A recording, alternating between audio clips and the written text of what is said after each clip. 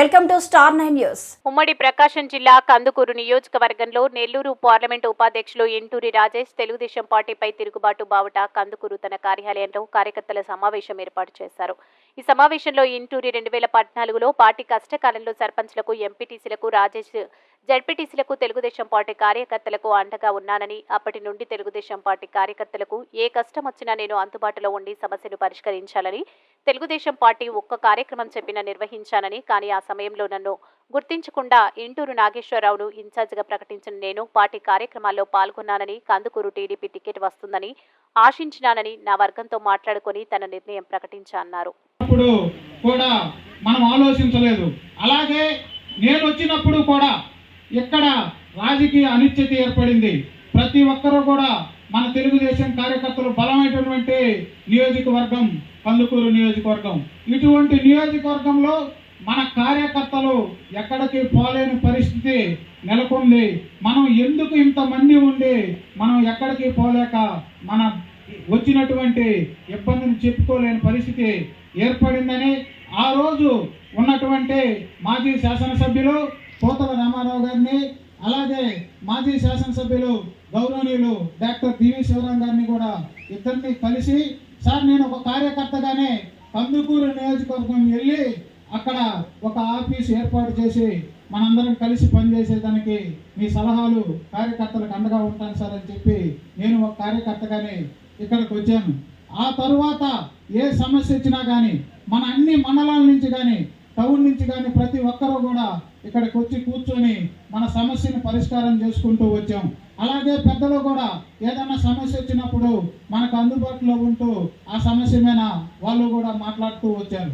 ఆ తర్వాత వచ్చినటువంటి రాష్ట్రంలో పంచాయతీ ఎలక్షన్స్ ఎక్కడా కూడా పెద్ద పెద్ద పదవులు చేసినటువంటి నాయకులు కూడా ముందుకు రాలేని పరిస్థితి. ఆ రోజు గౌరవనీయులు డాక్టర్ దివి శివరాం గారు, నేను కూడా ప్రతి ఒక్క విలేజ్ తిరిగి అక్కడ ఉన్నటువంటి మన కార్యకర్తలను కలవటం జరిగింది.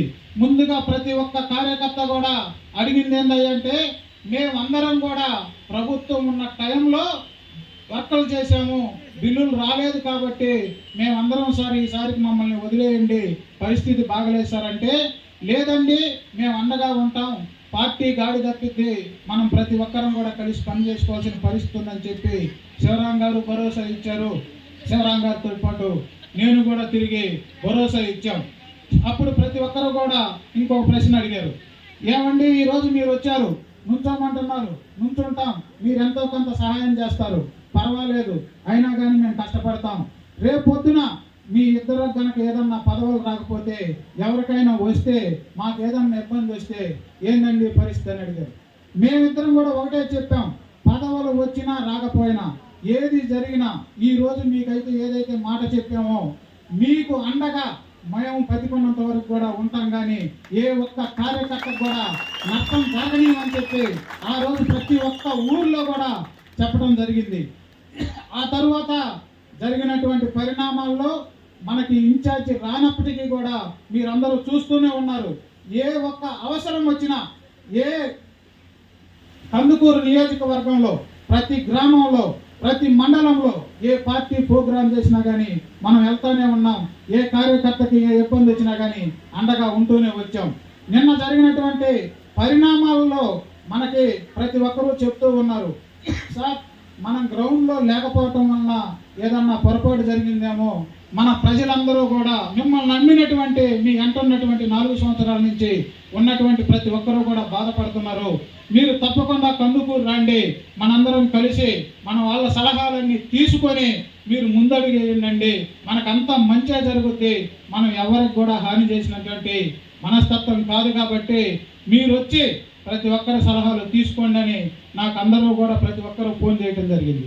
నేను ఒకటే చెప్పా, నేను ఆ రోజుకి ఈ రోజుకి నేనేం భయపడి రాకుండా లేనండి, మనందరం ఒక కుటుంబ సభ్యులుగా ఉన్నాం కాబట్టి మనం మంచి ఆలోచన చేద్దాం. తప్పకుండా సోమవారం రోజు సాయంత్రం నేను కందుకూరు వస్తున్నాను. గౌరవనీయులు రామారావు గారి సలహాలు, అలాగే గౌరవనీయులు శివరాం గారి సలహాలు, ఇక్కడికి వచ్చినటువంటి ప్రతి ఒక్క కార్యకర్త, మండల స్థాయి నాయకులు, గ్రామ స్థాయి నాయకులు, సర్పంచులు, ఉప సర్పంచులు, మాజీ అందరి సలహాలు తీసుకొని ఒక మంచి నిర్ణయం దిశగా నేను ప్రతి ఒక్క అడుగు వేస్తాను, కానీ నా ఒక్క నిర్ణయం కాదు. నా కోసం మీరందరూ ఉన్నారు. మీకు ఏది జరిగినా, ఎంత కష్టం వచ్చినా, నా గొంతులో ప్రాణం ఉన్నంత వరకు మీకు ఎలాంటి స్థానము ప్రతి ఒక్కరికి మాట ఇస్తున్నాను. రాబోయే రోజుల్లో అది ఎంత కష్టమన్నా కానీ, ఎంత నష్టమన్నా జరగని, మీకు ఏ ఇబ్బంది వచ్చినా రాజేశం ముందలుంటాడు. మీరు దాన్ని మర్చిపోవద్దు. మంచి నిర్ణయం వస్తుంది. మనకు టైం ఉంది. పెద్దలు నరసింహారావు గారు చెప్పినట్టుగా నా పొరపాటు ఏదన్నా ఉంటే నేను ఆఫీసులో కూర్చొని మీతో మాట్లాడటం కాదు. రేపు ఉదయం అంకమ్మ తల్లి ఆశీస్సులు తీసుకొని రేపు సాయంత్రం నుంచి గ్రామంలో ఇంటికి తిరిగి నేను చేసినటువంటి పొరపాటు ఏందో ప్రతి ఒక్క తెలుగుదేశం పార్టీ కార్యకర్తని అడిగి తెలుసుకుంటాను తప్ప వెనక్కి పోదని ప్రతి ఒక్కరికి తెలియజేస్తూ సెలవు తీసుకుంటున్నాను.